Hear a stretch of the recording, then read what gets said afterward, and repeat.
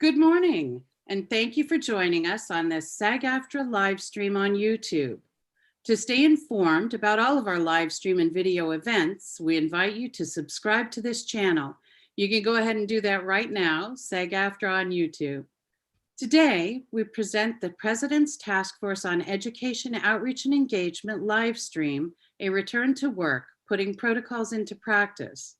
The presentation will begin momentarily. If you have questions that you'd like to direct to today's guests, please email PTEOE@SAG-AFTRA.org. That's PTEOE@SAG-AFTRA.org.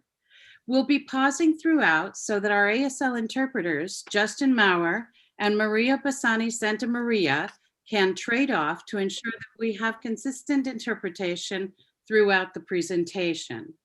As a reminder, today's program is being recorded and you can watch the replay right here on SAG-AFTRA at YouTube later in the week.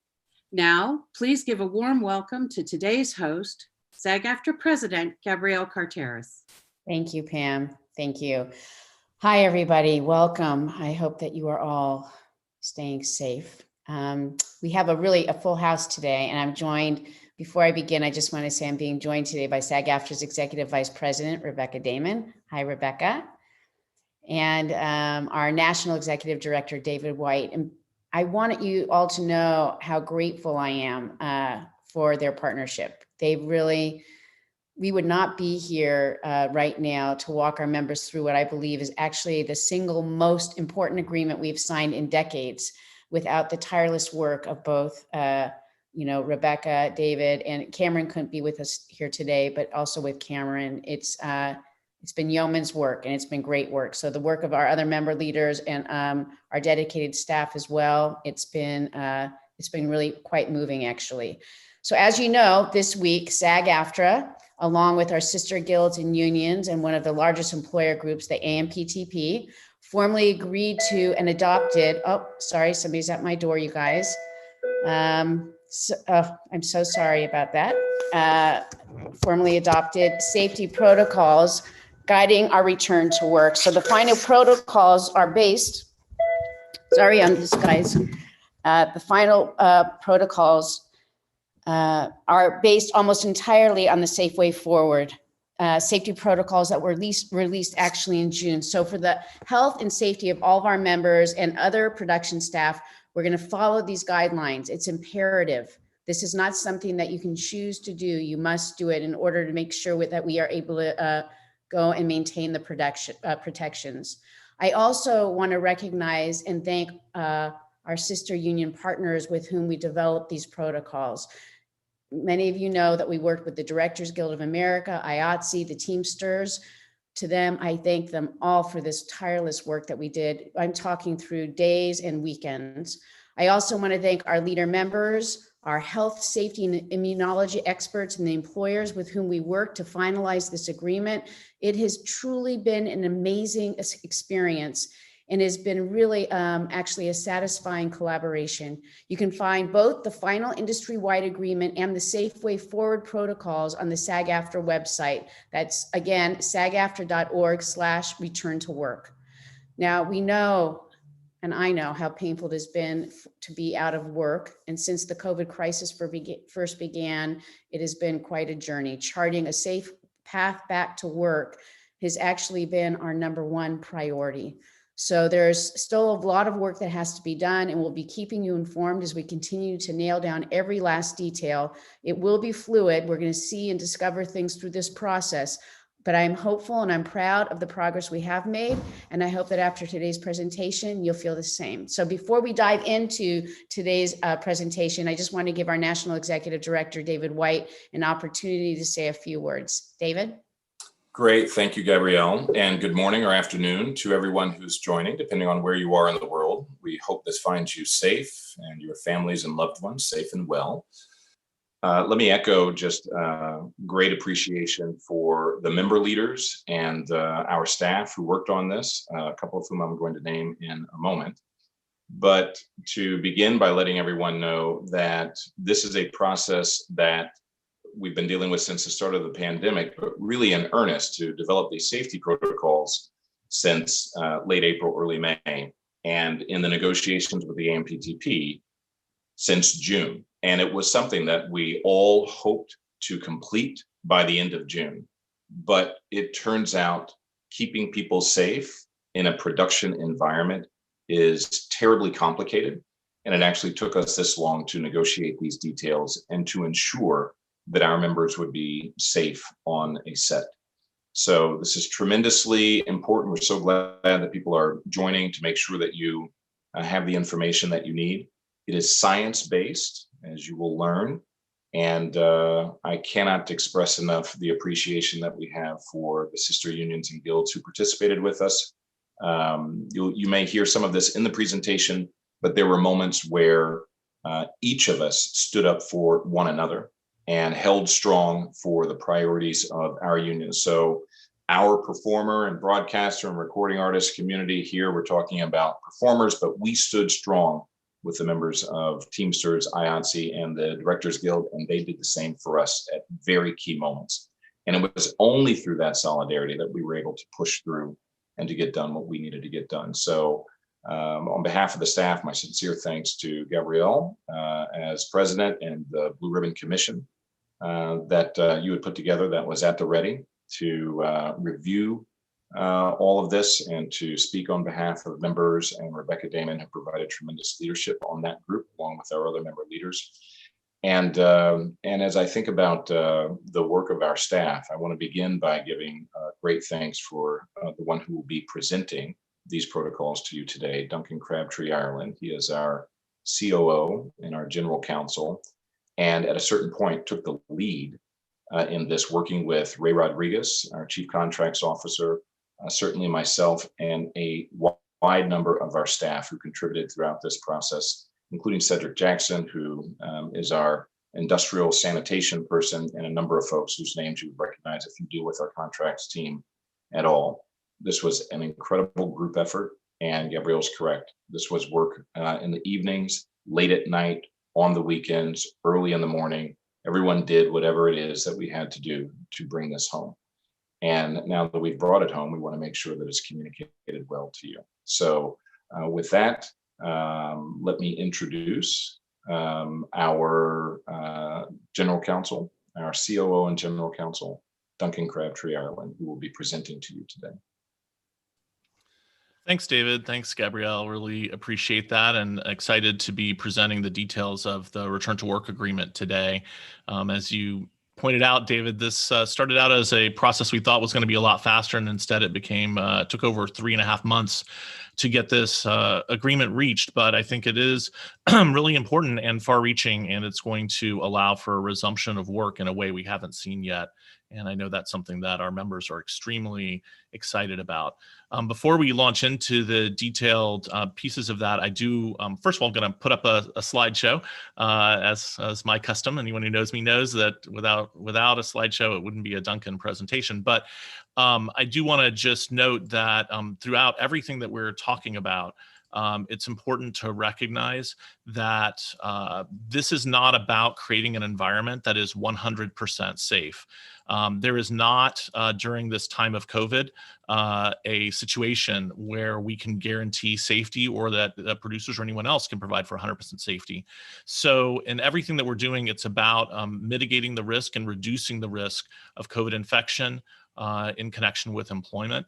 And so every single member of SAG-AFTRA has to make a decision for themselves about what levels of risk they're prepared to accept and whether it's the right time for them to return to work. But for those who are ready to return to work, we believe that the protocols that have been agreed with the producers and with the other unions do provide a level of safety in the workplace that makes it appropriate for people to be able to return to work. And that is a science-based decision. This is not a political decision. It's not a opinion or just positioning.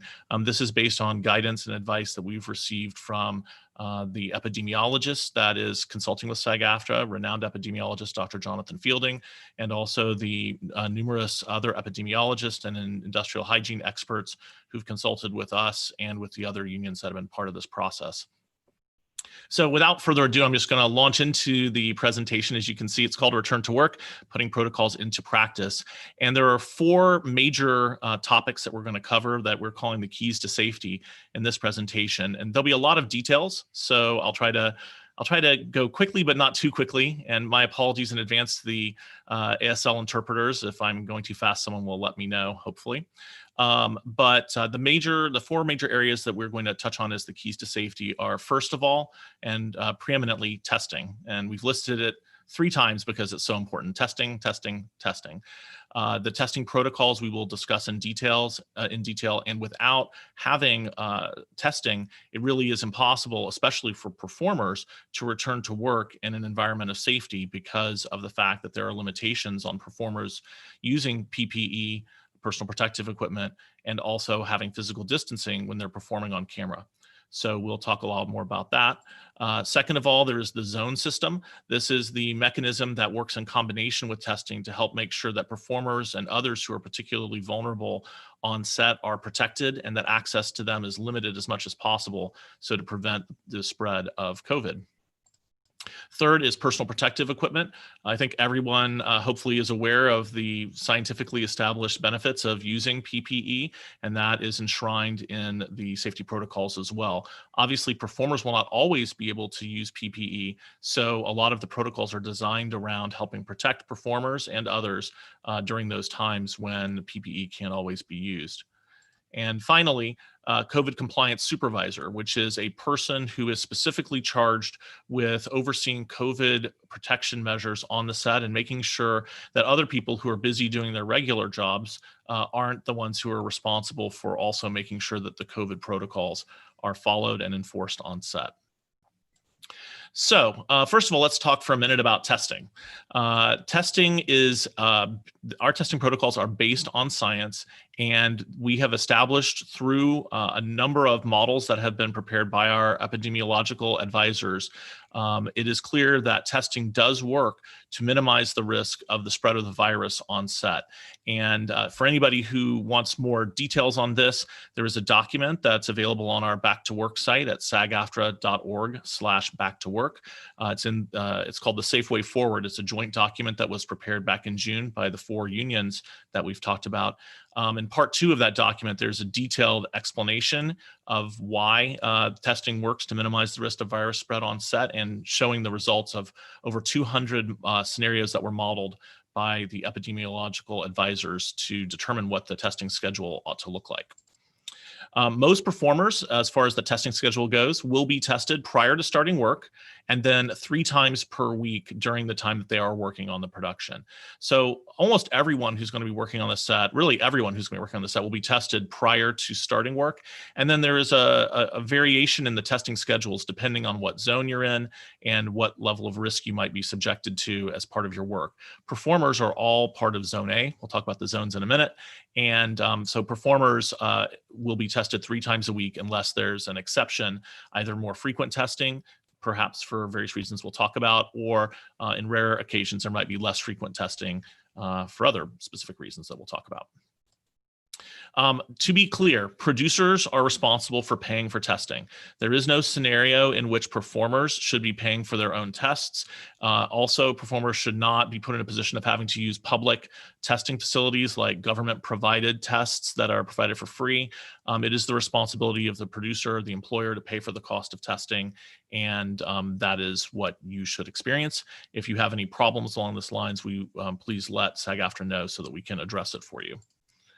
Moving on to how this works with respect to casting and auditions. First of all, for casting and auditions, all first auditions should be virtual unless there is a specific reason articulated why an in-person casting session is necessary. This has become the norm already, and we do not expect there to be a problem with people fulfilling this requirement. And obviously having virtual casting is the best possible way to prevent the possible spread of COVID in connection with auditions and casting sessions. In addition to that, actors should be receiving scripts, rundown schedules, et cetera, digitally. And if there's a need for a confidentiality agreement, that should be able to be signed through digital means as well. The goal of that being to avoid the need to pass paper back and forth, to avoid the need for in-person contact any more than necessary. And again, reduction of COVID-19, the risk of COVID-19 spread. Physical distancing is going to be something that we see throughout the course of this presentation, and in fact is a key part of the protocols, just like it is in daily life. If there is a need for a live or in-person audition, so meaning people do have to come into a place to do that, those auditions should be scheduled in such a way as to space performers out and to also make sure that physical distancing can be accommodated both in any kind of waiting process and also in terms of the actual audition itself. Finally, there will be a lot of use of technology as part of a way to try and reduce COVID exposure. And one of those is for casting auditions, the use of an app or other means, other technological means to notify performers when it's time to come into a casting area so that there's not a need to have people gathered in waiting rooms or mingling in a setting where that might promote the spread of COVID. So moving on from casting on auditions, we're going to talk for a minute about what happens when you're traveling to the job. And so obviously that could mean traveling by air, which some of us who have frequently been doing that in the past, that's been cut back on significantly, but it still is going to be necessary for a lot of performers who take jobs outside of their local area. The first thing to know about a situation where you have to travel to get to your work site is that there will be testing. If you're going to fly from your home area to a work location, there will need to be a COVID test done generally within 48 hours prior to your departure, and that result needs to be received before you get on the plane. So that's a key piece for two reasons. One, making sure that you're healthy, and also making sure that you're not put in a situation where you travel somewhere and then end up having to quarantine or being unable to seek your normal health care under those situations. Also, of course, during any course of travel and really during any work time where you're not on camera or under makeup and hair, there will need to be PPE worn. So masks will be an essential element of that. Of course, sanitation is key. And so that involves you yourself sanitizing your personal areas and also making sure in the protocols that workspaces and even transportation options are properly sanitized as well. For example, for local transportation, if you're being transported in a producer-provided vehicle, that vehicle will be subject to sanitation procedures to make sure that high-touch surfaces are routinely cleaned and that there's physical distancing within the vehicle. And actually just jumped right ahead to the physical distancing. And that is indicative of the fact that physical separation is really important. Obviously, people are aware of the 6-foot physical distancing guideline, and that is to be maintained in the course of transportation as well.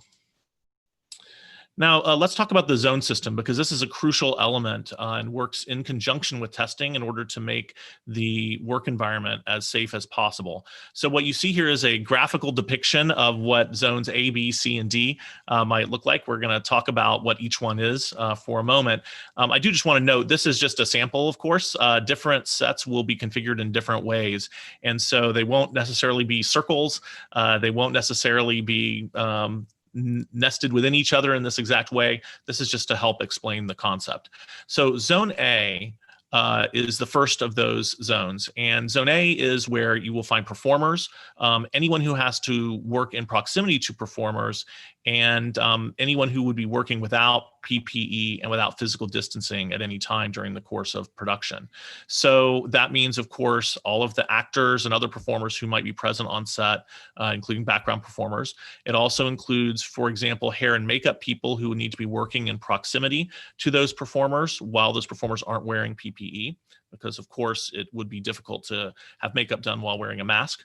And it also includes people like directors, ADs, other crew who need to be in proximity to performers while those activities are occurring.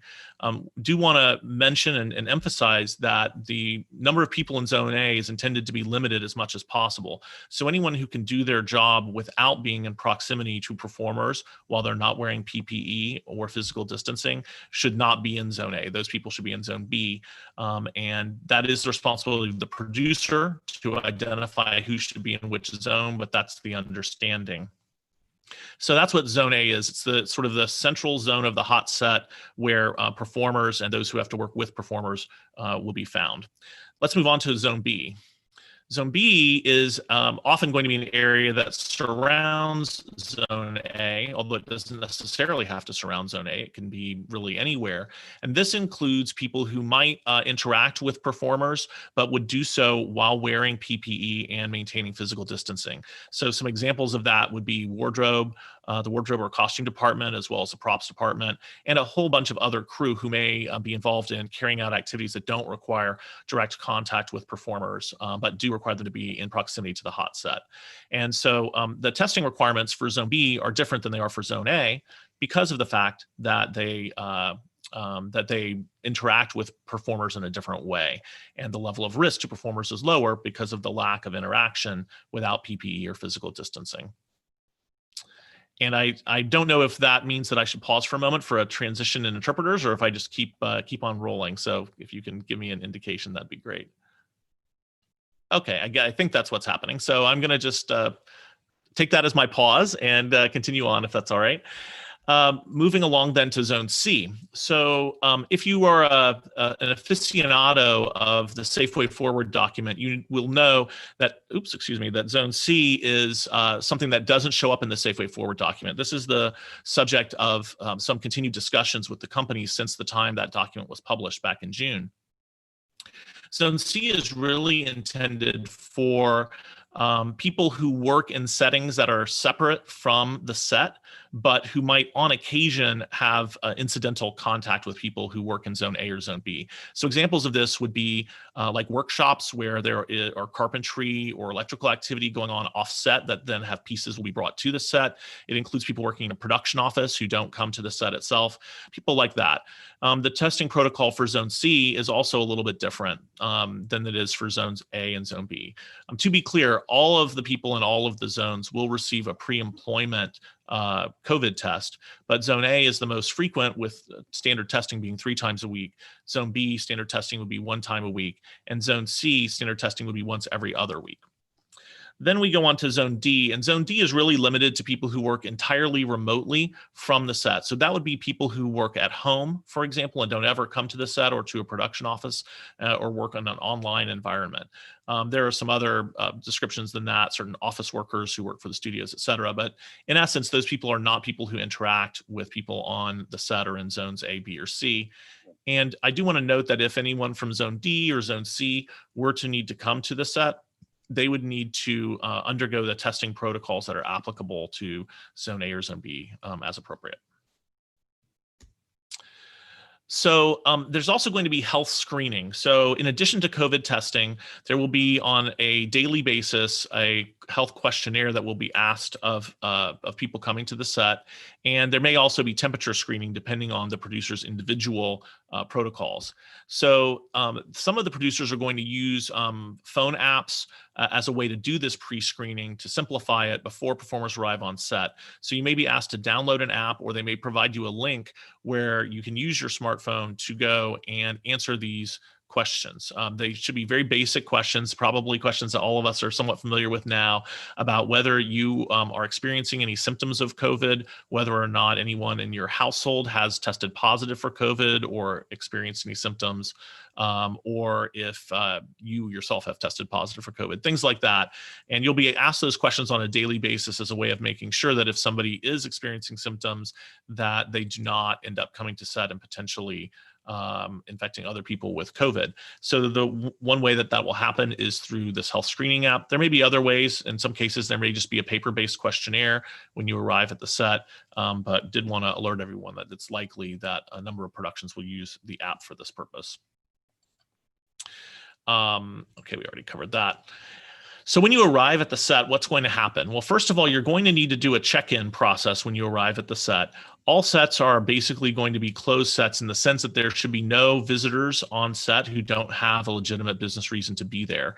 It is in the interest of all of our members and also of the productions that the amount of exposure to anybody be limited as much as possible to avoid outbreaks on set that could endanger people's health or could cause production shutdowns. So everyone will check in when they first arrive. If you've already done your health questionnaire on your app, then that will have already been taken care of. If not, you'll do it at the check-in point. If PPE needs to be issued to you, that would be where that would happen. And if temperature screening is occurring, which is what that little graphic is meant to represent, then that would happen at this point as well.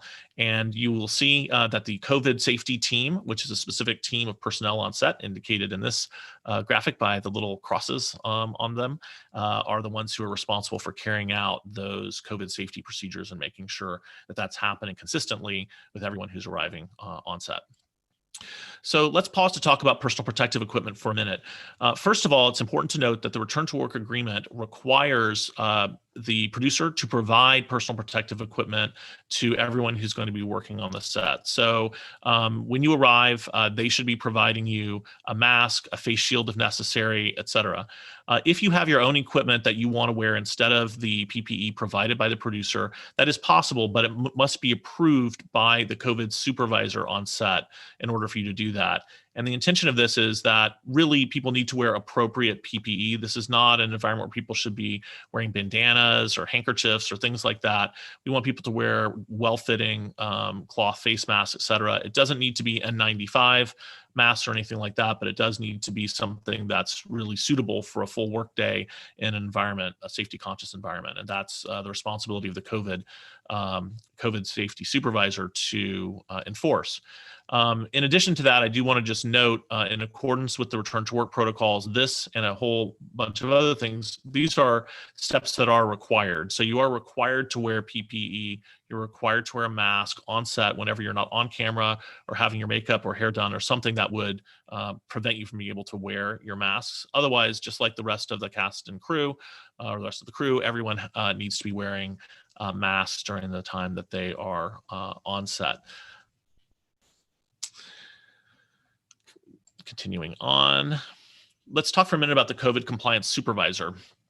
This position has gone through a number of titles since the beginning. So if you've been reading along from the white paper through the Safeway Forward document to now, the title has morphed into its final form of COVID compliance supervisor, although some companies will call it by other titles, most likely. The COVID compliance supervisor's responsibilities are to ensure that there's full compliance with the zone system, to make sure that all testing and screening procedures are followed rigorously, to oversee safety on the entire production, including those pieces I already mentioned. Also making sure that PPE is provided for and used by all of the cast and crew, and that all areas are sanitized and safe, and that physical distancing is maintained. So the supervisor on a large production will have a team of people working with them, COVID safety assistants and others who will help them do these activities. In small productions, there may just be one COVID compliance supervisor. But in any case, the COVID compliance supervisor needs to have taken special training for the purpose of ensuring that they know about COVID and are in a position to do a good job of overseeing COVID compliance. And it's also important to know that the COVID compliance supervisor under this agreement has the power to pause production completely in the event there is a COVID problem that warrants that. So this is a high-level person who has authority to make sure that COVID compliance is a priority and that no one is exposed to COVID health risks as a result of people not following the safety protocols. Oh, and I'm sorry, I forgot that hand hygiene stations and sanitizer are broadly available as well. Let's talk about how this applies to makeup and hair, because I know from talking to performers, that's something that's of great importance. Obviously, performers, when having makeup and hair done, are not going to be able to wear masks during that time period. So part of the protocol is that makeup artists and hair artists are supposed to wear not only masks, but also face shields and gloves as appropriate during the time that they are working on close up on a performer's makeup or hair. I do want to make a side note that gloves as a general rule are not required. In fact, they're not even advised by health authorities for a variety of reasons. But when it comes to close-up work on someone's face like this, wearing of gloves is appropriate and provided for by the protocols. Also, there needs to be sufficient physical distancing and ventilation between the different makeup and hair workstations to ensure that performers are safe while they're sitting there being worked on without their PPE. So the physical distancing would be maintained, but obviously the PPE would not be used. After the time period when the individual performer has finished their makeup and hair, there will be a sanitization between each person of the makeup or hair station. And also that performer, if possible, should use a handheld face shield that would let them have some protection while moving from a makeup and hair station to the set or on set between takes, etc. Obviously, wearing a regular mask might disrupt makeup and hair, so that's problematic, but using a handheld face shield is another option, and producers are responsible for providing that as well. There's some additional makeup and hair protocols we wanted to touch on.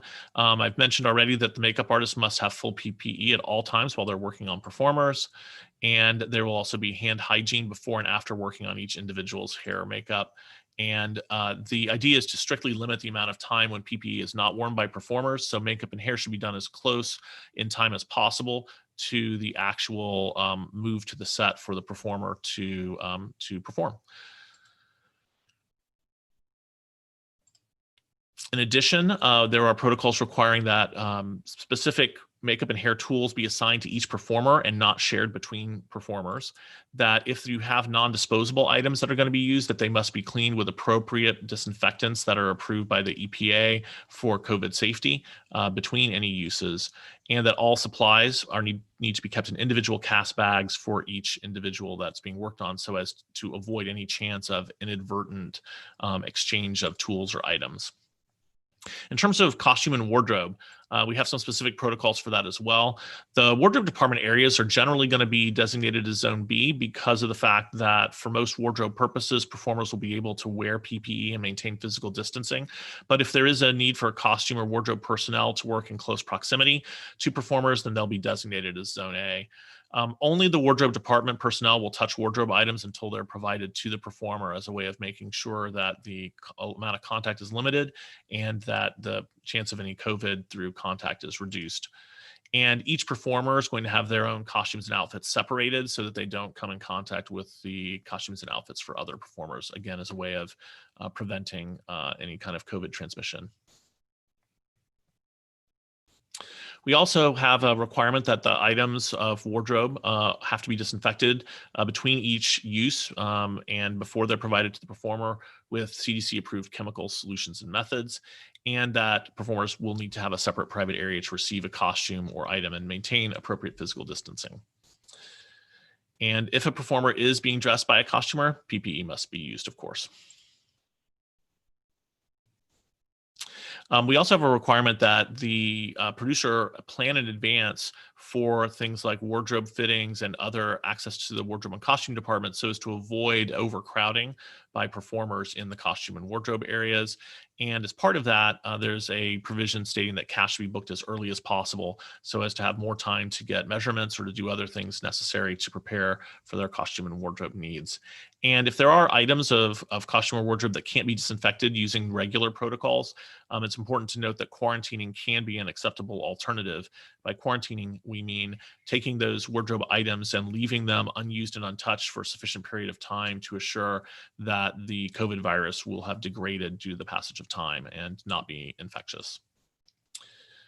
We also have protocols for the prop department, and that includes things like the prop show and tell being done virtually as much as possible, or if for some reason it can't be done virtually, that it be done in a separate area so as to avoid the need for any kind of additional people being present.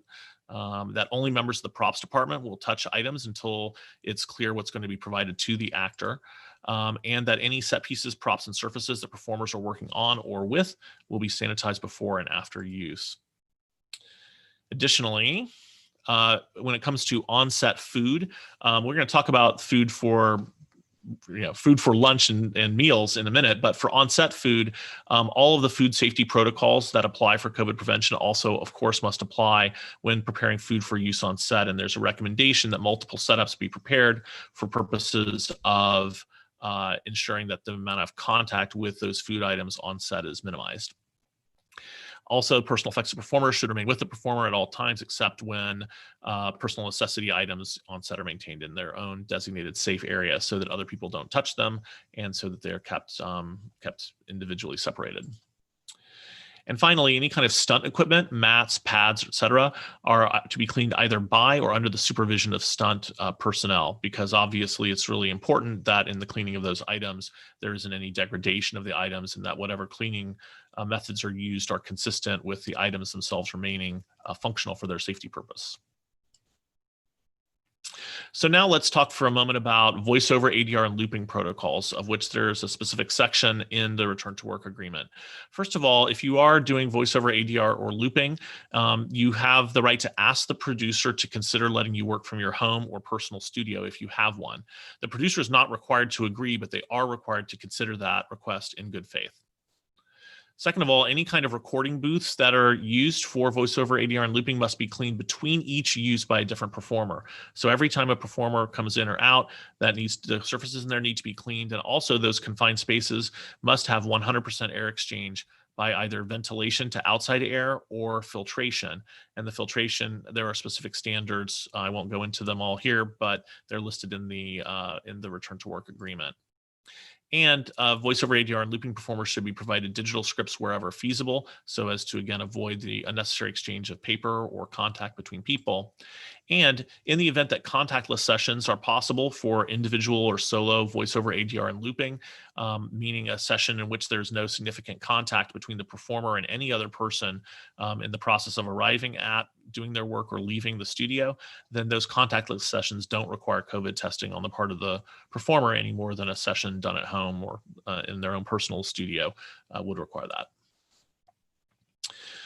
So there are going to be additional protocols to come that aren't in the document right now, but are underway or being worked on.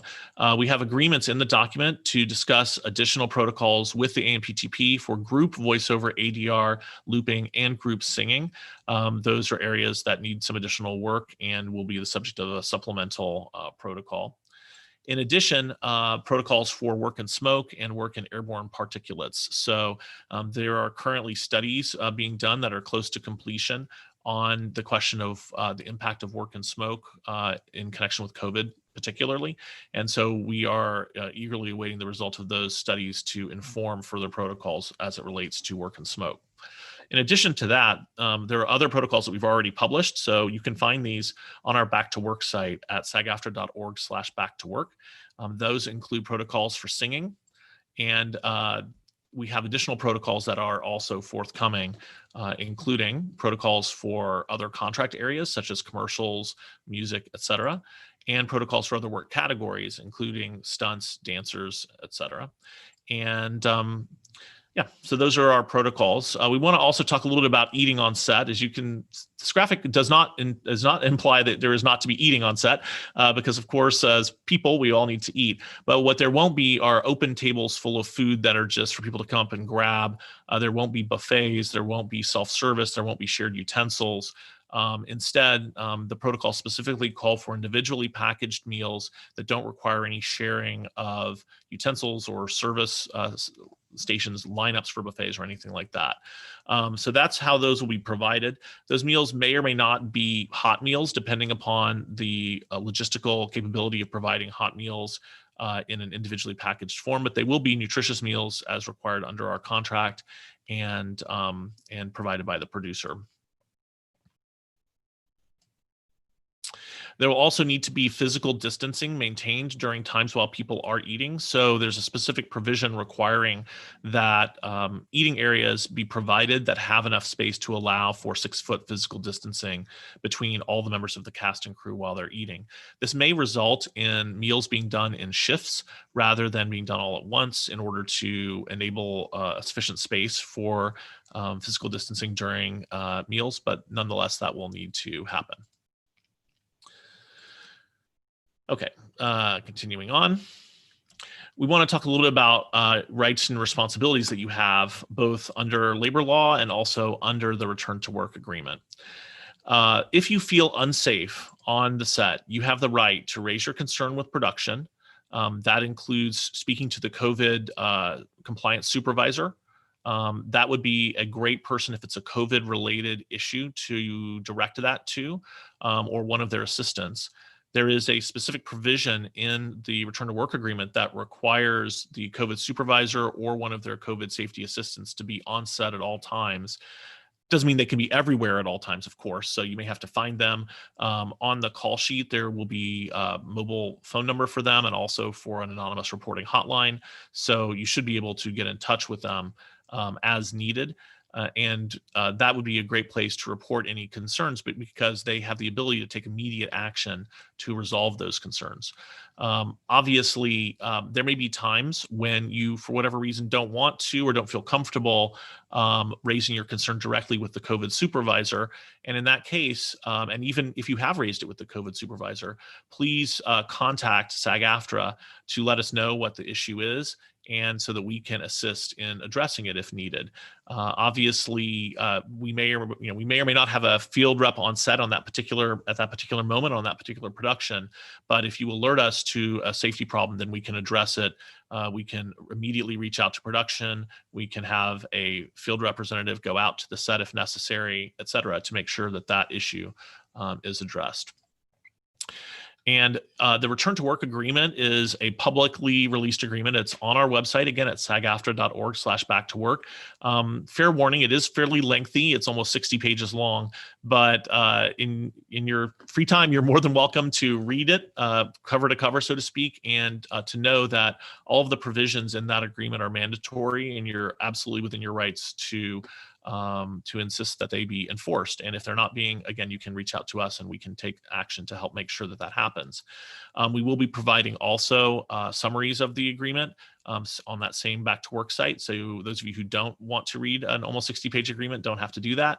But it is open and available to everybody to check it out and to understand the exact details of the whole agreement. You do have some responsibilities as well. One of your responsibilities is that for the safety of all your fellow performers and crew members, you must comply with the health and safety protocols. And we're going to talk a little bit more about that in just a minute. I do want to emphasize that, and you'll find this in the return to work agreement, if you feel that your life or health is being seriously threatened by something that's going on set, you have the right to refuse to do that. It's in the return to work agreement. It's also a protection in federal labor law.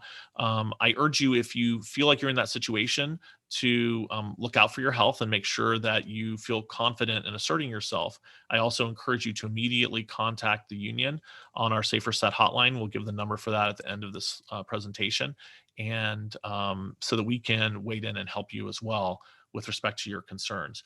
Now, it is important to note that right is for legitimate safety concerns only. It's not a right that can be used to impact contract negotiations or to try and negotiate for more money or anything like that. We're talking now about legitimate safety-based concerns on the set that have a significant impact on you. So when it comes to wrapping the day on set, there will be a checkout process.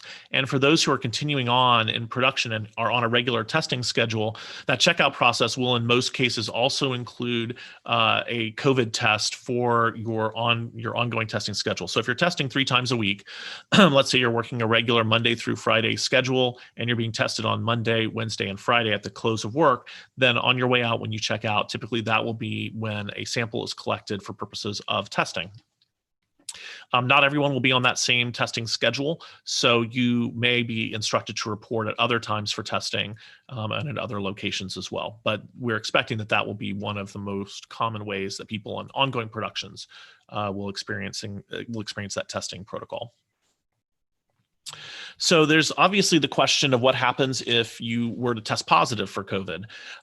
And so this is a really important question, and we're going to talk about it both from how it impacts your work on the set and also how it impacts you from a financial perspective. But if you do test positive for COVID in one of either the pre-employment test or the regular test going on during the course of production, the first thing that you're going to need to do is self-quarantine. So you will be directed by production not to report to set. You'll be asked to self-isolate, and you'll be asked to contact your medical provider for further treatment with respect to COVID. Obviously, depending on what your symptoms are and what your situation is, what that treatment might look like is different. But one thing that is clear is once you're in that situation, you won't be returning to set to continue work until such time as a sufficient quarantine time has passed to assure that no one else will be exposed to COVID as a result of you having contracted it. This leads us into money issues, because a lot of the money issues related to this return to work agreement have to do with either when someone comes down with COVID, or with the testing process for COVID, or with the quarantine process for COVID. So let's start by just reiterating something that I said at the very beginning, which is the employer is responsible for paying for COVID testing. So no one should be confused or in any way convinced by someone that it's somehow your responsibility as a performer to pay for COVID testing, because that's just not the case. And if anyone were to say that to you, a producer or anybody else, please contact the union so that we can help address that problem.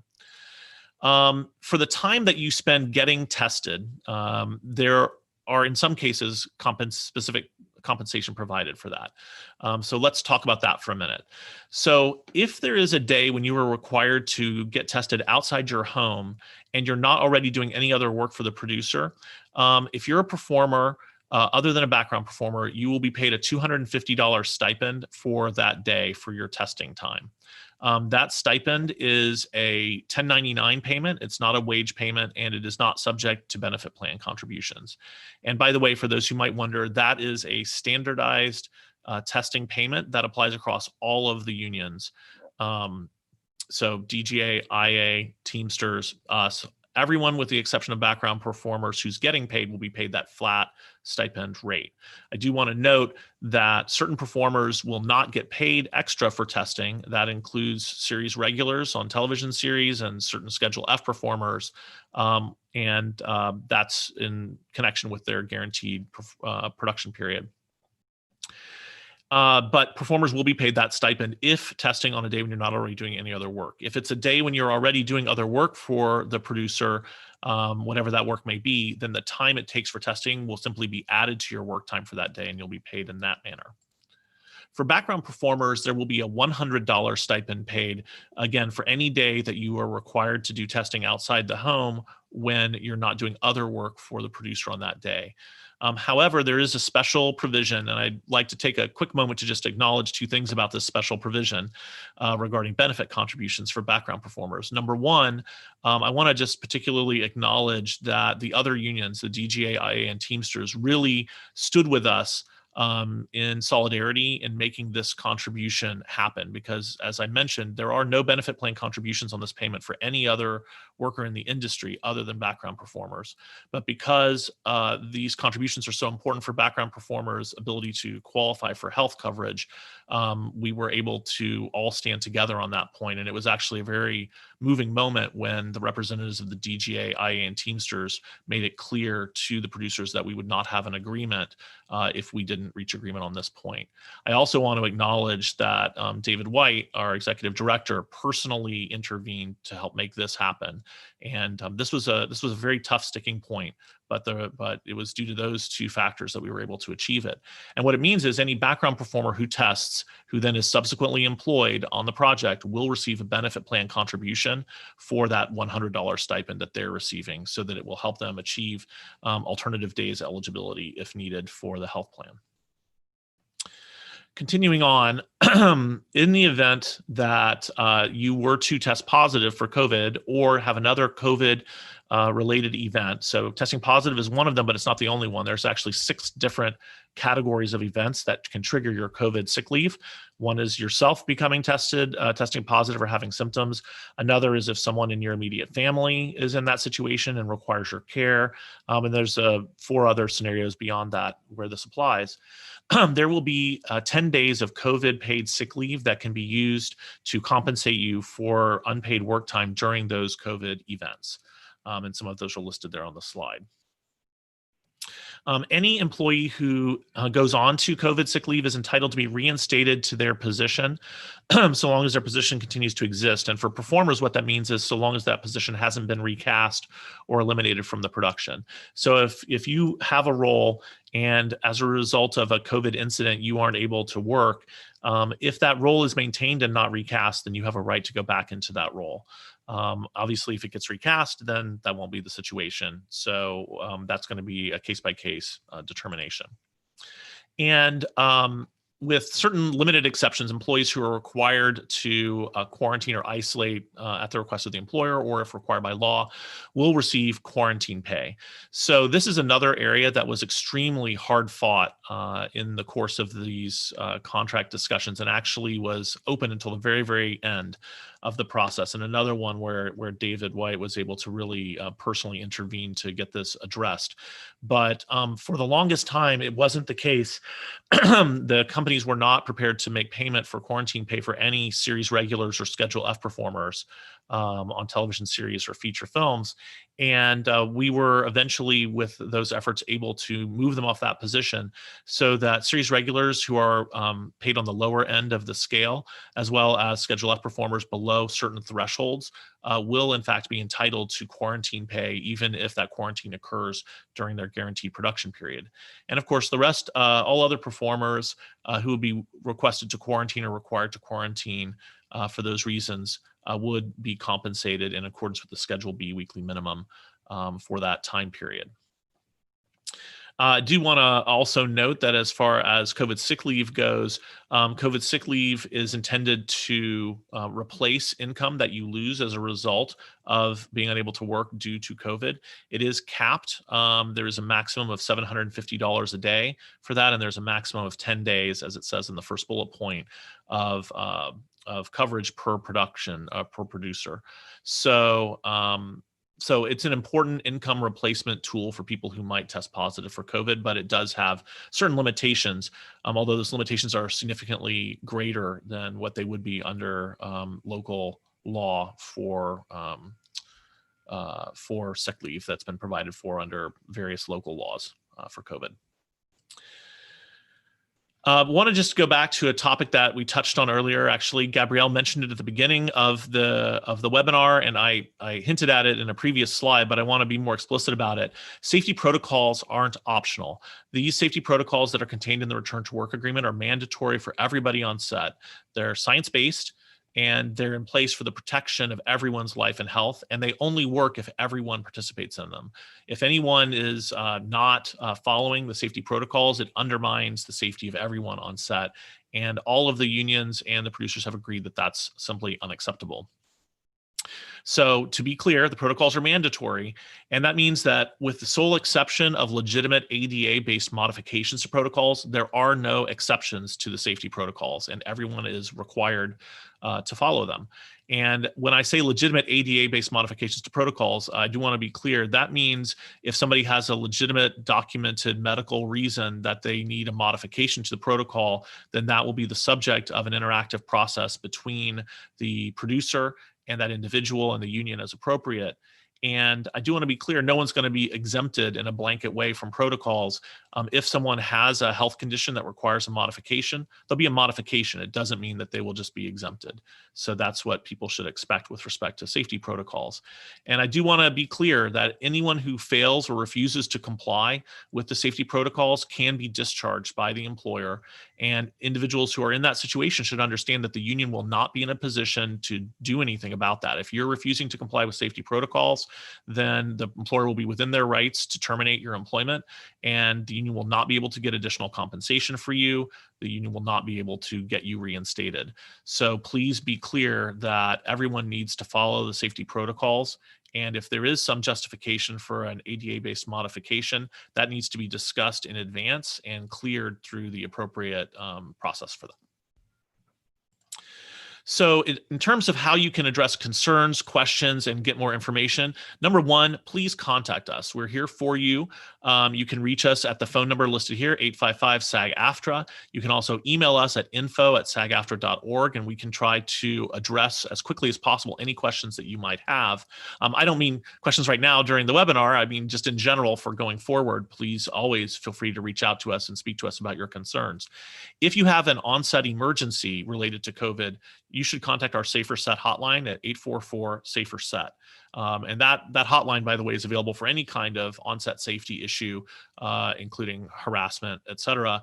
But it is certainly available for COVID-related incidents as well. And our team of first responders will be notified and immediately try to respond to your concern. You can find these numbers on your membership card and also in the SAG-AFTRA app, as you can see there. I do also want to mention, I've mentioned it a couple of times, that we have a lot of resources available on our Back to Work site at sagaftra.org/back-to-work. I urge you to go check that out as well. There's a whole repository of documents, including the full text of the Return to Work Agreement for you to peruse. But there are also the other detailed protocols that I mentioned. If you never did get a chance to take a look at the Safe Way Forward document, that's there as well. And there are a list of resources available in the event that you have friends or colleagues or you yourself are engaged in production. There are a list of resources for producers, including testing vendors, including PPE sources, and a whole host of other information that's extremely, I think, helpful. That's also where you'll find us posting updated protocols, and there are FAQs posted there as well. So if you have a question that for whatever reason we don't get to during this webinar, then the answer may already be there in the FAQs in our Back to Work site at sagaftra.org/back-to-work. And as you can see, that is right down here at the bottom of this last slide. And I think this, now that it says Q&As, means it's time for me to turn it back over to Executive Vice President Rebecca Damon to lead us through that process. So thank you. Great. Thank you, Duncan. That was just so helpful. I think, you know, for a lot of us, some of us need to hear it. Some of us need to read it. Some of us will probably go back. I got several texts during the presentation from folks going, will this be available online? So I'm just going to throw out that for people that want to hear the presentation again, it will be available on the YouTube channel, as Pam mentioned at the top, because it really is a lot of information. And for those of us on the commission who've heard it a bunch of times, it's like digesting, but I really do think the repetition helps so people can have their expectations and know what to expect and what to ask for. The presentation was terrific. I want to ask you, we have a bunch of questions, so I'm going to just try to get us through as many as we can. The first one says, I understand that this is a live stream for the AMPTP agreement, but they're very concerned about commercial sets, and they wanted to understand what the progress of the union making an agreement with the JPC in terms of COVID testing and other things on commercial sets. So obviously, the science is the science, but that people would love to get input on that. They also had another part to the question. Is the union doing anything to lobby city officials to get the law changed in LA County to require COVID testing on commercial sets? And thanking you, Duncan, for your hard work.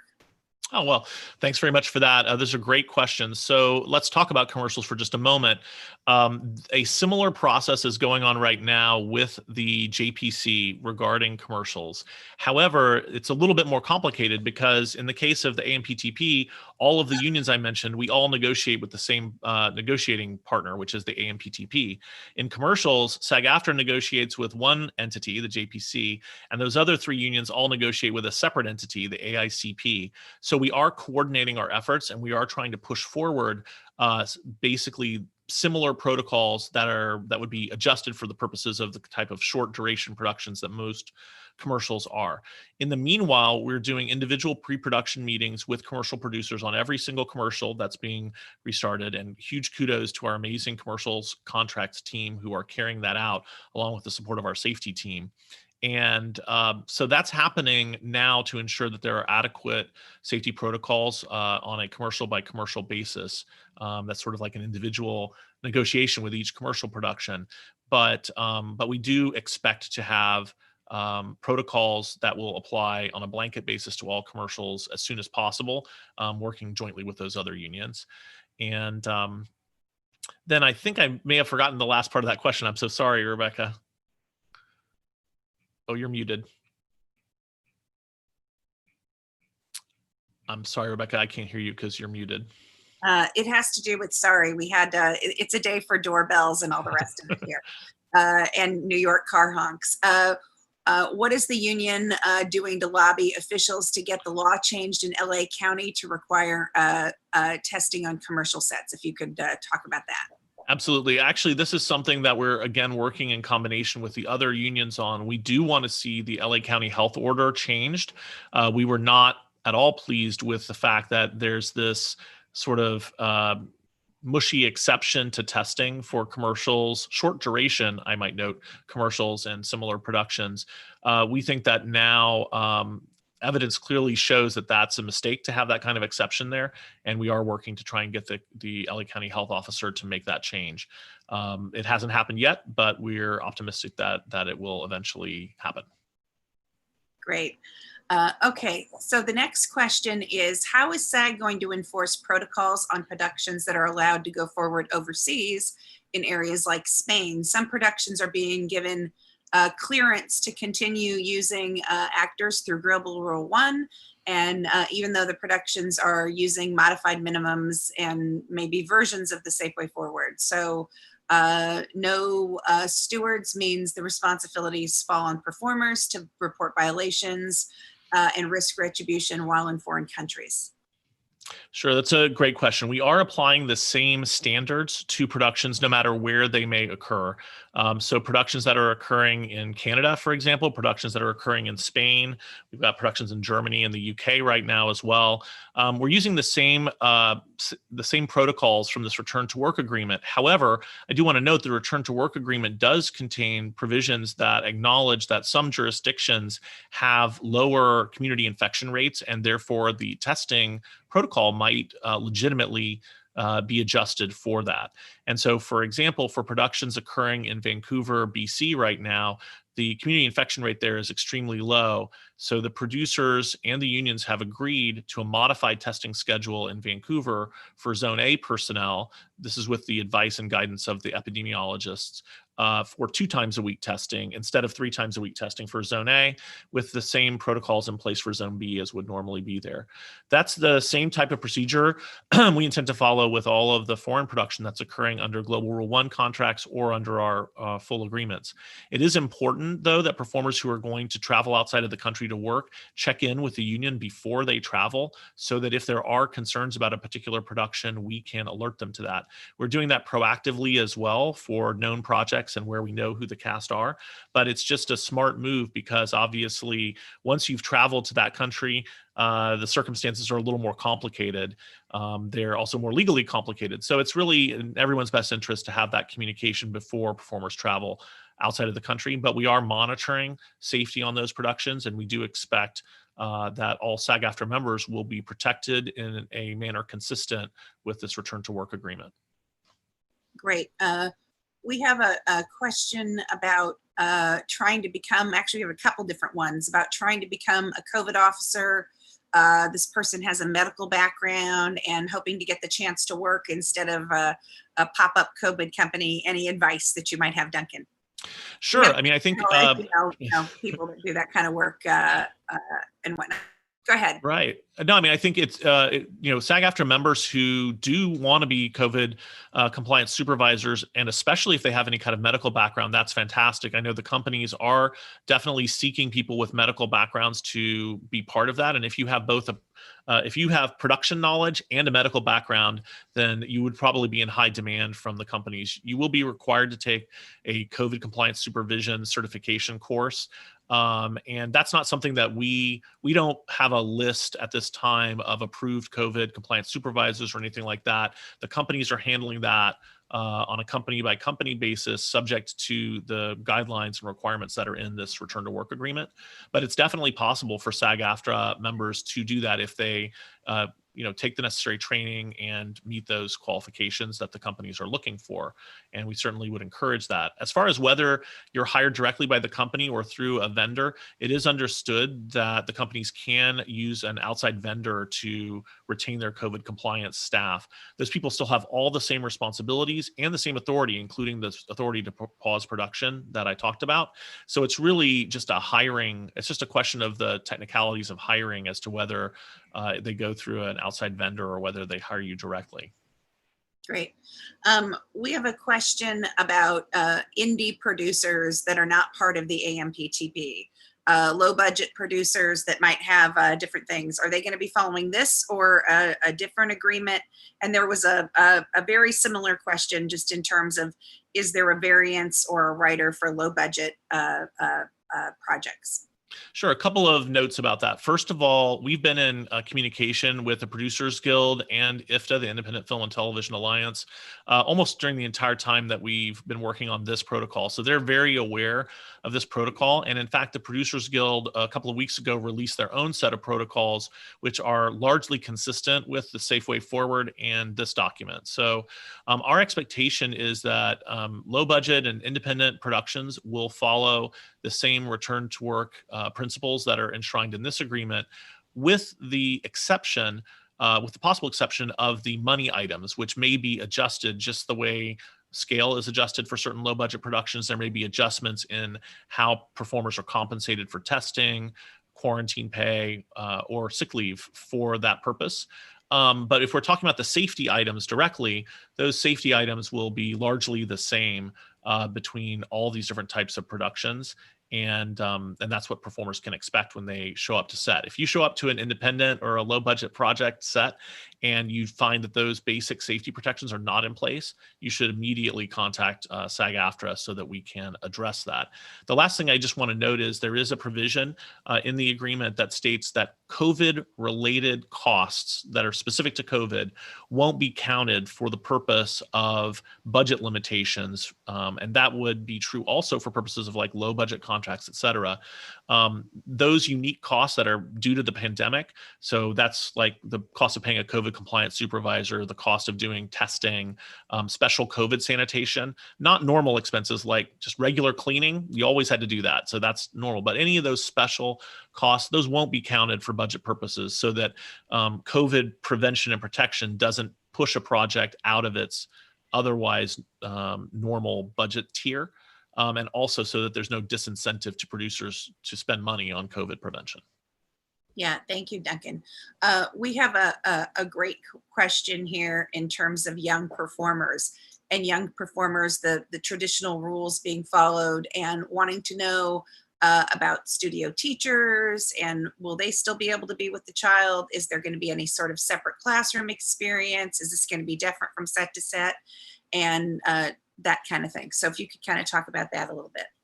Sure. So just maybe on the young performer issues in general, as far as studio teachers go, their role will be the same. To the extent that a studio teacher is serving in a welfare role, which depends on the contract and the state in which that person is working, that role really can't be performed remotely. So that studio teacher will be on set carrying out that welfare role. They'll be tested in accordance with the appropriate zone protocol, et cetera. The agreement does allow for remote instruction of young performers. And for any of us who have kids in, well, in my case, in LA, Los Angeles Unified School District, but I think around the country, lots of students are using distance learning right now, being taught over Zoom or other things. And that is going to be allowed for young performers on set as well. So it depends on the production, but it's quite possible that we'll see a situation where there are one or two studio teachers on set in a welfare worker role. And then the actual instruction of the young performers will be carried out by offset studio teachers by remote distance learning. The other thing I do just want to mention, because I know sometimes people ask about it, is what about COVID testing for minors? Everyone has to be COVID tested. There is no exception based on age.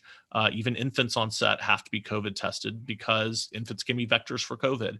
But I do want to note that that there are a variety of ways of collecting the sample necessary for COVID testing, including an oral swab. So this is not something that should be highly distressing. It can be done in a way that's appropriate for even young children using oral swabs. Thanks, Duncan. We have a question about somebody that was on a Zoom for the Schedule F performers and series regulars and quarantine pay. And can you make clear about the line break for regulars making a certain amount of money or Schedule F performers making a certain amount of money in terms of quarantine pay? Can you help illuminate how that landed? And also thank you and all the people that participated with that. It was really incredible work. So if you could lay that out a little bit. Sure, absolutely. So let's start with series regulars. If you're a series regular on a television series, then if your episodic compensation is less than $20,000 per episode, then you will automatically be entitled to quarantine pay for the time that the producer might require you to quarantine. A great example of this is if you're on a series that's shooting in Vancouver, the Canadian government requires a 2-week quarantine period for any performer coming in from the United States to Vancouver. So that 2-week quarantine period, if you make less than $20,000 per episode, will be paid at the Schedule B weekly rate, weekly minimum.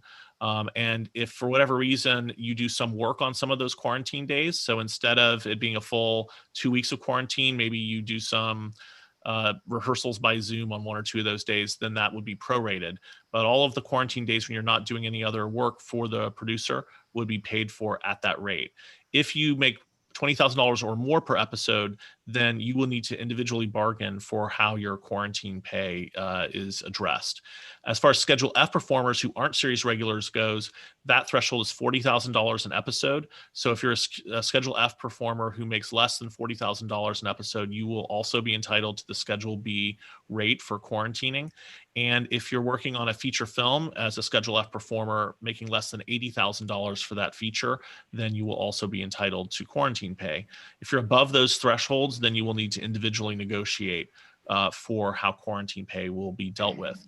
And if you're on a closed-end multi-part picture, then you will be entitled to quarantine pay unless you make at least $20,000 per part of that multi-part picture and at least $80,000 for the entirety of the multi-part picture. So that's a double qualification. If you fail either of those 2 tests, then you get compensated automatically for quarantine pay. If you're above both of those thresholds, then you need to individually negotiate for quarantine pay. I do want to note that the agreement explicitly protects the right of those performers who are above those thresholds to individually negotiate for those amounts. That's not a guarantee you'll get it, but that is a guarantee that you have the right to negotiate for it, and no one can say to you, well, no, we don't have to negotiate over that. They do have to at least negotiate with you over that on a going forward basis. Great. While today is obviously about the AMPTP and unions agreement, we do have and this could apply to anything, though this was specifically about a commercial that was booked. So I just want to ask this and then frame it up for any performer. So they were given this to sign. Performer understands the performing service may involve certain risks. Those risks includes, but are not limited to, the risk of any illness, personal injury, bodily harm, emotional distress, and or psychological harm that the performer may suffer or incur as a direct result or a direct or indirect result as performing services. You can see where this is going, Duncan. During the pandemic, I can see. The performer acknowledges these risks, assumes responsibility for performing the services, waives their rights, and so on and so on and so on. And basically wanting to know what the union's position on this and what should they do if they're ever in a position like this again. Sure. Well, so for any contract whatsoever, we reject the idea that a producer or an employer can request you to waive any of your rights or require you to waive their responsibilities as an employer. Under federal law and under state law, it is the employer's responsibility to maintain a safe set. And so if you are asked to sign something like that, I recommend that you decline to do so. If they tell you we're going to not give you the job unless you do this, well, first of all, you should contact the union and let us wade in and get that taken care of for you. But in the end, if you're put in a position of choosing to sign it or not get the job, from my perspective, if you're working on a union contract, you can go ahead and sign it because it won't be valid given the fact they haven't gotten negotiated it with the union or gotten our approval for it. Just as a side note, for anyone you might know who's a non-union performer, if you're working outside of a union contract, that is not necessarily true. So that is a protection that only applies when you're working under a union contract. So please be aware of that. You may still have other state and federal law rights to resist those kinds of waivers, but that same protection that you have under a union contract won't be in place. In terms of specifically this return to work agreement, it expressly states that the employers will not seek to have any kind of waiver of liability signed by performers. And so if you are presented with one, please alert us immediately and we will address it with the producer. I do want to note it is okay for them to ask you to sign a release form so that your COVID test can be provided to production, the COVID safety supervisor, et cetera. That is okay. That is specifically allowed in the return to work agreement. But whatever release you're signing cannot include any waiver of liability for the producer. And if it does, please alert us and we'll get it taken care of. Duncan, there was a clarification about that Schedule B minimum for 3,500. Is that per 7 days? So it is for 7 days in the sense that quarantine time is not time when you're doing anything else. So it's each 7-day period, you would receive the Schedule B weekly minimum of $35.75. And if that's prorated, it's prorated on a 7-day basis. Great. All right, we have a question about being required to quarantine on location prior to returning for work.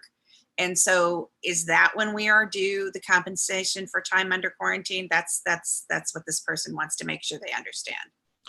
So just to make sure I understand the question, I think you said quarantining on location prior to returning for work, and I want to know what that means. Reporting for work. I'm sorry, I Okay. might have misstated it. Okay, yeah. So, right. If you are the quarantine pay provisions of the return to work agreement are specifically intended for where you say, for example, travel somewhere. This could be a foreign country. It could be somewhere here in the United States where the government requires you to quarantine for a certain period before you can go to work. It covers that. It also covers if the producer just chooses to have you quarantine for a period during that time. What it doesn't cover is quarantine during time period when you are actually working. So if you are doing what some people are calling a bubble production, where you're in quarantine while you're working, you're going to need to negotiate with the producer for the additional compensation that will flow from the quarantine that's happening while you're working. But a pre-work quarantine will be covered by these provisions. Great. What financial protections are in this agreement specifically for background actors, stand-ins? Sure. There's a few. First of all, the sick leave provisions apply to background actors and stand-ins just like they do to anybody else. And there's a specific piece of that, which I didn't already mention, but I think it's really important to note because it benefits people who are hired on a daily basis, really, which is that sick leave applies not just for the time period that you're contracted for, but the time period that you reasonably anticipated that you were going to be working. And so just to give you an example, let's say as a background performer, on a Monday, you're asked to test on a Tuesday and then told you're going to be working on Thursday and Friday. So you go in and do your COVID test on Tuesday, that comes back negative. Then you report to work on Thursday to work. And let's say that your temperature screening comes back positive, and then you're not able to work on that Thursday or Friday. If this were limited just to your contracted days, then you would just get paid COVID sick leave for that one Thursday. But in fact, because you'd already been informed that you were going to be working the Thursday and the Friday, you will be paid COVID sick leave for that full time period, and you'll receive benefit plan contributions on that sick leave payment as well. And that's true also for day performers as well. So, I mean, that's one area. Another area that's specific to background performers that I mentioned already is the fact that testing stipends for background performers will generate benefit plan contributions, with the sole exception of the scenario where you aren't subsequently employed by the producer. That would happen if you take a COVID test and you test positive and as a result aren't able to be employed by the producer. You'd still get paid the stipend, but due to legal limitations on contributions into benefit plans for non-employees, they won't be able to pay that benefit contribution. But for the vast majority of background performers who will be testing negative and then going to work for the producer as a result, they will receive benefit plan contributions for that testing time. And then, of course, all the rest of the protections in terms of the safety protections apply equally to everybody. And in fact, from the very beginning, our Safety Commission adopted a principle that was endorsed by the Executive Committee that said that all of our safety protections should apply regardless of role or status in the production, and that safety is something that's it's like a human right. It's not something that depends upon what your job title is, or how many days you work on a project. And that's the philosophy that underlies all of the safety protections in this agreement and in all of our documents. Yeah, thank you, Duncan. It's a good reminder. I mean, I think that was a really critical and key moment, and I was really grateful to be involved in that conversation with the commission and with the executive committee, unanimous in both cases. There's a question here about actors being restricted from traveling to certain states to avoid COVID exposure. Will there be a set quarantine in place before or after filming? Can you talk a little bit about that? Sure. So these safety protocols, this return to work agreement doesn't contemplate any kind of automatic quarantine. And so it is, the safety procedures have been designed around an environment where people are not quarantining. And so it's not expected that it will be part of a normal work experience to have a quarantine. There will be times when performers do have to quarantine, especially where they're traveling outside of their home area to work. That won't be in all cases. It depends on the jurisdiction that they're going to. But quarantine itself is not a normal or standard part, either on the front end or the back end of a job. Great. We have a question about a SAG-AFTRA member who also works in healthcare. That's who they are. They're seeing people claim to be able to do COVID PCR nasal testing, but they are not RNs. I have a lab license. I know only a nurse or doctor can do nasal swabs. The only exception is a self-test. How do we know people are conducting the tests are licensed and know what they're doing? What's in place in terms of testing? Great question. I actually expect that a lot of the testing that'll be done will be through self-administered swabs, especially oral swab testing, for example, or so-called spit test, just because it's more widely accepted by people and people like it better. But there are definitely productions that are still using the nasopharyngeal swab, which is the sort of longer upper nasal swab, and then also the anterior nasal or dual nasal swabs. Those do need to be, those samples, if they're not self-collected, which certainly nasopharyngeal swabs are not normally self-collected. Can't imagine anybody wanting to do that. Those do need to be collected by properly medically trained individuals, such as an RN or others who are able to do that within the scope of a licensure, given the rules of the particular jurisdiction. So if you become aware of a production where somebody who shouldn't be doing that is doing it, please alert us and we will get it corrected. That's the first time so far that I've heard of that. So it may be an isolated incident, but if somebody can bring it to our attention, we can address it without identifying what the source of the report was. Great. Are there new rates for performers being offered for work before a vaccine? If I'm sort of interpreting that to mean, are there higher rates or some sort of hazard pay or something like that? If that's the meaning of that question, the answer is no. All of the existing contract rates remain in effect during this time period. They're not lowered, they're not raised, they're the same. Obviously, there may be some circumstances where performers get additional compensation because of testing stipends or because of quarantine pay. But the fact of the matter is the producers are spending a very large amount of money on COVID safety protocols.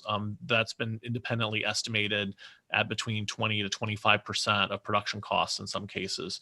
So I think throughout the process, our leadership and our staff realize that there's a real risk associated with increasing the cost of employing performers, which is reducing the number of jobs. And we've gotten consistent feedback all across the membership that people want to return to work in a safe way, but they want to get back to work. And so we were very concerned about what the impact might be of increasing the cost of employing performers on productions in terms of getting people jobs. So that is not part of this agreement. And by the way, it's not part of this agreement for any of the other unions either. I think we all shared that philosophy. Yeah, definitely also on the safety piece of it, that was the real focus of this, and not trying to deal with other issues in this. So that's helpful for people to understand. This is a person who wrote that they had worked background, and the protocols that they were emailed by the production showed how they could use hand sanitizer before putting on our masks and after taking them off. But only the principals on that show were given hand sanitizers to carry with them.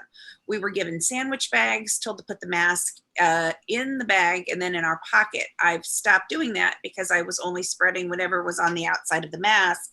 Are plastic bags the correct protocol? And why should only principals get hand sanitizer? Why do only principals get provided masks? So it's not correct under this return to work agreement that only principals get provided masks. Everyone on an equal basis is supposed to be provided PPE. And so if you find yourself on a set where something like that is happening, where PPE is only being provided to principal performers, please contact us immediately and we will address that. That is not correct. Same thing for hand sanitizer. Hand sanitizer is to be made available to everyone and is not to be hoarded like gold or provided to only certain groups of cast or crew. So please alert us to that. None of that is consistent with the return to work agreement. I don't know when that happened. Obviously, this agreement took effect this past Monday, but I would encourage anyone who experiences something like that to please let us know so we can get it corrected. Yeah, I mean, I can't emphasize what you said strongly enough, Duncan. If people find themselves in a position where they aren't being treated correctly with this agreement, they need to speak up for themselves on the set. They need to contact the union.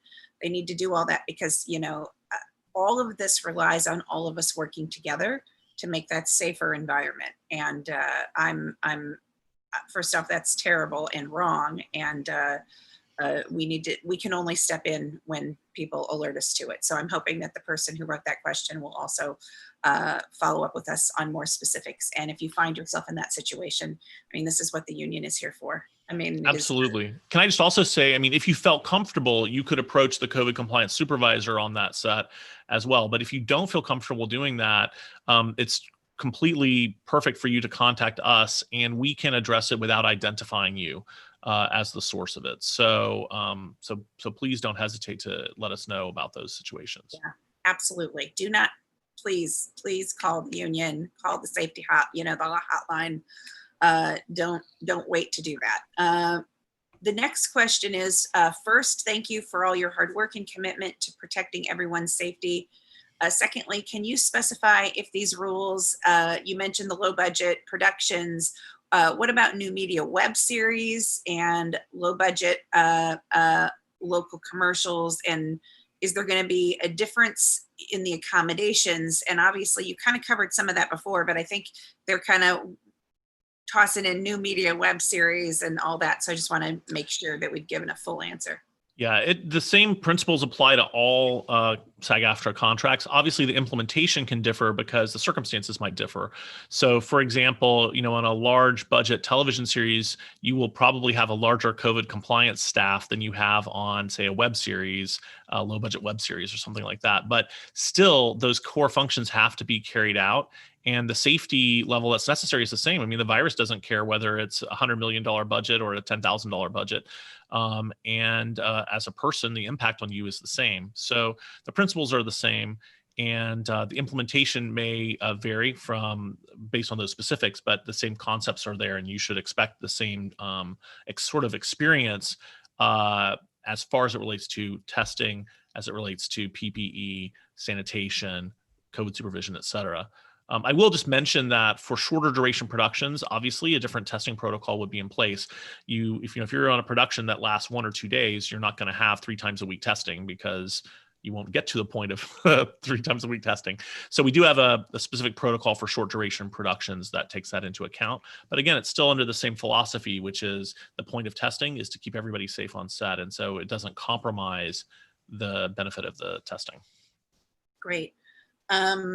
So there is a question here about the paying for the day of testing. This person sounds like they might have been a little, if an actor, producer working on one of our projects and 5 of 47 members contract COVID-19 as its workers' compensations insurance that pays our sick pay time off is the question. And how much is this new cost of production from workers' compensation insurance? So they're trying to get clarity on the day pay rate for testing. So if you could kind of go over that piece again, and then hopefully you can loop in the rest of that information. It's kind of a lot. Sure. Sure. So the testing rate for any day when you're not working for production, and again, there's exceptions, which I mentioned, but so let's set aside for the moment series regulars and Schedule F performers and background performers. Everybody else, if you are doing testing on a day when you're not working for the producer, there's a flat $250 stipend for that testing day, regardless of how long the testing process takes. This is assuming the testing is outside of your home. If you're sent a home test kit to do at home, then this doesn't apply, and a different $20 testing stipend would apply instead. But if you're testing out of the home, going to a testing facility on a day you're not doing any other work, it's $250 a day, unless you're a background performer, in which case it's $100 for that day of testing. And if you're a background performer only, that will be subject to benefit plan contributions, assuming your test comes back negative and you're engaged to work on the project. So that's how the testing piece works. If you're doing testing on a day when you're otherwise working for production, for the producer, then your time for testing is just added to your time for that day and paid accordingly. And as far as the workers' comp piece that was asked about, workers' comp varies state by state. So I can't give you one answer that applies to everybody. Some states, such as California, are recognizing, at least for now, that anyone who is working who comes down with COVID, there's basically a presumption that that COVID was contracted at work. And as a result, there's workers' comp coverage for that, both from a medical treatment perspective and potentially from an income perspective. That is not true in every state. In fact, it's not true in most states. And so that is a question of state law. The sick leave provisions in this agreement, however, don't, they aren't contingent upon the workers' comp status in any particular area. The sick leave provisions that I talked about apply everywhere in the United States and outside the United States where performers are working under our contracts. And so you may, if you are in a state where workers' comp applies, there may be additional benefits that you can access. And if you're in a state where it doesn't, then unfortunately that won't be the case. Great. This question says, from all the reports that they have heard, the protocols for major films and TVs sound like they're being followed very well. And they're wondering about shooting in regions other than their own and their ability to pay for and follow all the protocols, such as testing and safety for wardrobe, hair, and makeup on set. And is there a way for us to help monitor that and monitor it more closely? Sure. I mean, I think we're monitoring it pretty closely, obviously within the limited resources that the union has. We don't have the kind of resources where we could have, and nor would it be possible, I think, for anyone, any union to ever have a rep on every set every day.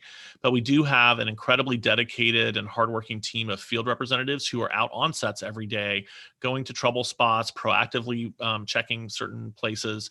And so that's there. But really, we also have to rely on our members to keep us informed of problem areas. And I can't emphasize strongly enough that if you alert us to a COVID safety concern, we won't identify you. You can present us that report anonymously, or we can protect your identity and still bring that concern to production. So if you were concerned about harming a relationship or somehow impacting your employment, that's what we're here for, and we're happy to do that. So the last thing I'll just say is for anything that's not subject to these detailed protocols, where we've been doing pre-production, individual project by project meetings, an immense amount of time and energy has been devoted to those areas to make sure that the protocols are clear for each individual production, like in commercials, and to make sure that performers are protected. So we do expect a consistent level of protection across all projects, and we are taking every step we can to make sure that's enforced, but we do need our members' help to do that. Great.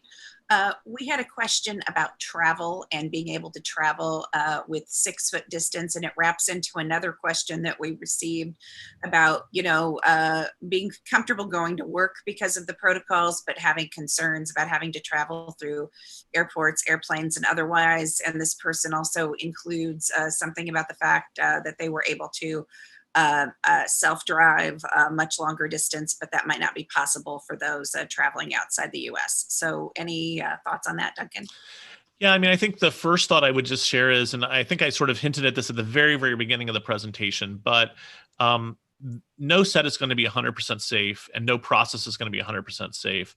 So it is something where each performer is going to have to decide for themselves what level of risk they're prepared to accept. If, for example, you're offered a job where clearly you're going to have to fly to get there, let's say, let's say you're based in Los Angeles and the job is in Australia, or the job is in New Zealand, or the job is in the UK. Clearly, you're going to have to get on an airplane in order to accept that job. And that means exposing yourself to the risk of being on an airplane. And barring, some unique circumstance, if you're not a performer who somehow has access to private air transportation, that's just a risk that's inherent in the job. And if you don't feel comfortable with that risk, you may not want to, as hard as it is, to accept that work, because there's nothing that the producer or the union is going to be able to do to make that sort of commercial air transportation any safer than it is. Having said that, all of the protocols that are in place are intended to try and reduce that risk, including things like pre-travel testing, including things like testing once you arrive at the distant location, including provisions that provide for the employer's responsibility to pay for your lodging and per diem if you have to remain in a distant location as a result of contracting COVID while you're working. So there's a lot that's been done to try and mitigate that, both financially and in terms of the safety. But the bottom line, I would say, is use your creativity. But there will probably be some jobs that for some people just aren't the right fit during COVID, and where they may have to say no to them. And by the way, that could be true due to what's the nature of the job itself. I mean, if you have a job that has extensive intimate scenes and you happen to be immune compromised or live with an immune compromised person, or just don't feel comfortable with that under these circumstances, then either you're going to need to negotiate changes in what's the expectation or how that'll be carried out, or it may just not be the right fit for you at this time for that position. So those are very personal considerations that I think everybody has to evaluate. Yeah, I tried to combo a whole bunch of things because we had a lot of questions in this bucket. So what about people, you're going to go to a workplace where the 6 feet of social distancing is mandatory. What about the airplane travel itself? In terms of, some people are, you're not going to have social distancing is not necessarily always possible in that case. Certain airlines, I just got an announcement that an airline is going to hold, middle seats out until January, those types of things. Is that something that you could negotiate individually? Maybe Yeah. Additional seats purchased or otherwise? I'm aware of some actors having done that where they're being creative about their bubbles. So I don't know if you have additional thoughts or advice. No, I think that those are some great pieces of advice right there that you just gave. I think it will require individual negotiation. The protocols, the return to work agreement doesn't specifically require the producers to do something different in that area. So it does need to be negotiated. Obviously, there are some, like you said, there are certain airlines that people may feel more comfortable using because of steps that they're taking. I've heard of airlines saving middle seats out. I've heard of airlines that are saying they're going to start doing some sort of testing, et cetera. So those are options that performers should consider. But I would recommend, sort of considering that and having it negotiated in as part of the process of getting the job, because once you've committed to doing the job, I think that will be, it's not that you can't maybe get some of those things agreed to, but it'll probably be a little more difficult. Gotcha. You mentioned intimate scenes, and there was, questions about mannequins, and if will there be any additional testing? Are they gonna, this person clearly had a sense of humor. Testing of mannequins is not part of the return to work agreement. No, I think they might be referring to a certain soap opera. There you go. Or Saturday Night Live skit, either one. Are they, given that you could potentially get a false negative test out there, is there going to be anything along those lines to handle if somebody should get a false negative? Can you talk about that for a little bit? Sure. I mean, one of the reasons that our testing protocols really require a certain type of test is to avoid false negatives. And so the return to work agreement requires that all tests be PCR or rapid PCR tests. We do not the return to work agreement does not allow antigen or antibody testing. And setting aside antibody testing, which everyone agrees is inappropriate for determining if someone is currently infected with COVID, even antigen testing, which is used in certain circumstances, from our perspective, has way too much of a risk of false negatives to be suitable for the production environment. And that's why it is not currently accepted. That may change in the future due to science, due to the tests evolving in a way that could make them more useful. But for now, it's PCR and rapid PCR tests only. And those tests do have a well-established level of accuracy and specificity that minimizes the risk of false negatives. There is still a chance of false negatives, to be sure. And of course, the thing about a false negative is you don't know that it's happened until later because the test didn't catch it. But the accuracy rate and specificity rate for those tests is very high, up in the upper 90 percentile of that. And so we're hopeful that by combining that with the other layers of protection, the frequency of the tests, for example, the zone system, that any impact from false negatives will be minimized. Well, Duncan, I know we've kept you longer than this is probably one of our longest PTEOEs ever, but there's just so much to cover, and I appreciate you laying everything out. I want to let people know that we're watching today that we will do additional President's task forces on this and other safety topics. And as this is going forward, I know we're going to bring some people in with their, personal experiences. I mean, it's going to be a different, everybody's going to have a different, like you spoke about, risk tolerance. People should absolutely assess this for themselves. I'm glad you brought up, as you and Gabrielle and David have from the beginning, that there is no safe set, it is only safer. I want to just emphasize to every single member, and I know we probably have some folks from other unions watching, that this collaboration between all the unions, leaderships, really was, really was something that we've always had good relationships with the other unions, and I'm very proud of that for SAG-AFTRA. But I will just say that just from my front row seat, being able to watch the collaboration between David, yourself, Gabrielle, Cameron, and others to really put forward the collaboration with the other unions and those member leaders' works. It really has been one of the most significant things that I've ever witnessed, maybe except for the merger of our unions some years ago, and how heartened I am by that partnership and the collaboration that we're going to all move forward together with these protocols to give people the safest possible way forward. And that if the science changes, we're also, these protocols can change along with it. I think that's also really important for people to know. And I'm just grateful for all the time and effort that you and all the SAG-AFTRA staff team that you worked with put into it, to all the member leaders. And so I'm going to wrap it up today, but know that we will do more of these. And please make sure that your friends are paying attention, and all your member friends and others, so that they really do. This is only going to work if we all do it together. So it's just a great discussion. And if you want more information, you're going to go to the sagaftra.org/return to work to read all the documents. And I know this video will be on our YouTube channel as well. And I just want to thank everybody from the President's Task Force, all the members who joined us today. Please make sure that you follow SAG-AFTRA on social media, Facebook, Twitter, and Instagram, and that you're following and subscribe to the YouTube channel so you can take a look at all the videos in the gallery. And I hope that everybody has a safe weekend. And again, thank you, Duncan.